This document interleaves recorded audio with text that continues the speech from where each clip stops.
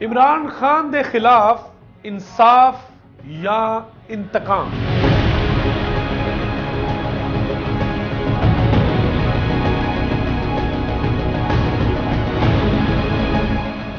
Election 2024 ਦੇ ਵਿੱਚ establishment ਦਾ कौन होएगा शिकार।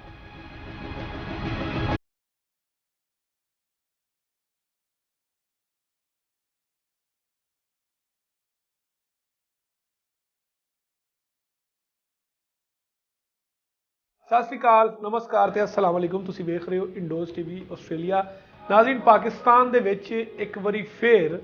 इलैक्शन का दौर शुरू हो गया है ते वो इलैक्शन जिहदे विच आवाम जिहड़ी है वो पाकिस्तान दे विच हुकूमत नूं डिसाइड करदी है कि पाकिस्तान की हुकूमत कौन संभालेगा। पाकिस्तान दे विच इस वेले तीन वड्डियां जमातां एक दूसरे दे आमने सामने है,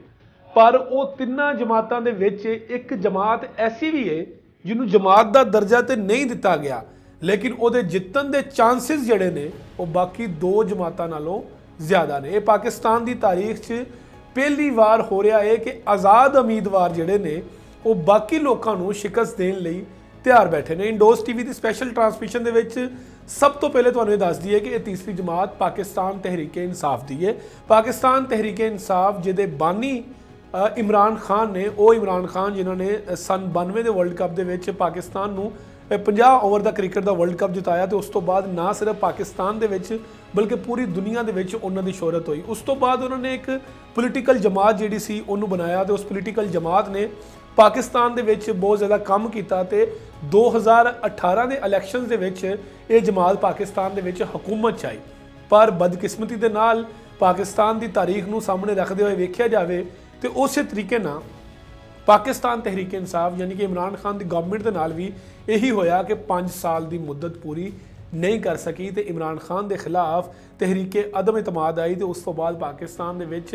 पाकिस्तान तहरीक इंसाफ की हुकूमत खत्म हो गई। हुण इस स्पैशल ट्रांसमिशन के सब तो पहले गल करांगे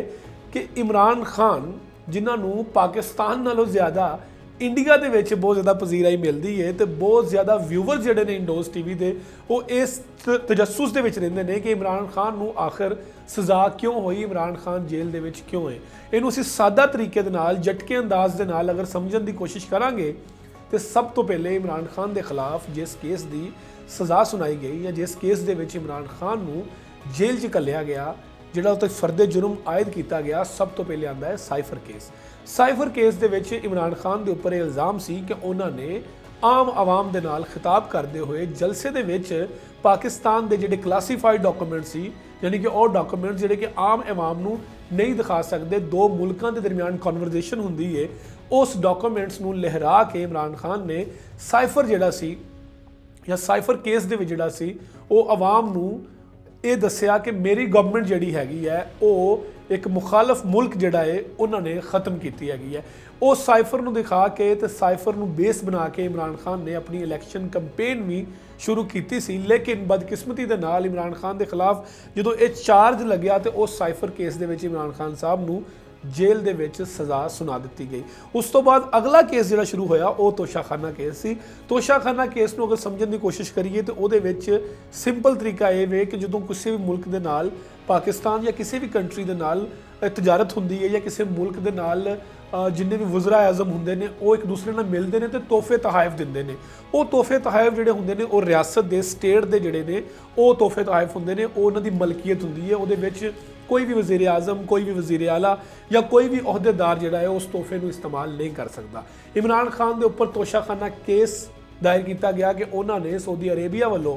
मिलियां कुछ कड़ियाँ जिहड़ियां सी वो खरीद के तो बहुत कम कीमत पर खरीद के इस्तेमाल किया। उस केस के विच भी इमरान खान साहब नूं सज़ा सुना दी गई। तीसरा केस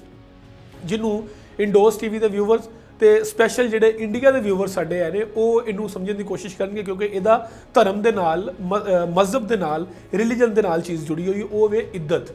इद्दत जिहड़ा है वो इमरान खान साहब की जिहड़ी बेगम सी, तीसरी बेगम यानी कि बुशरा बीबी, उन्होंने अपने फर्स्ट हसबैंड कोलों जो डिवोर्स लई सी तो उदों उस डिवोर्स तो बाद कुछ मुद्दत हुंदी है इस्लाम दे विच साडे मजहब दे विच कि उस मुद्दत तो बाद तुसीं अगली शादी कर सकते हो।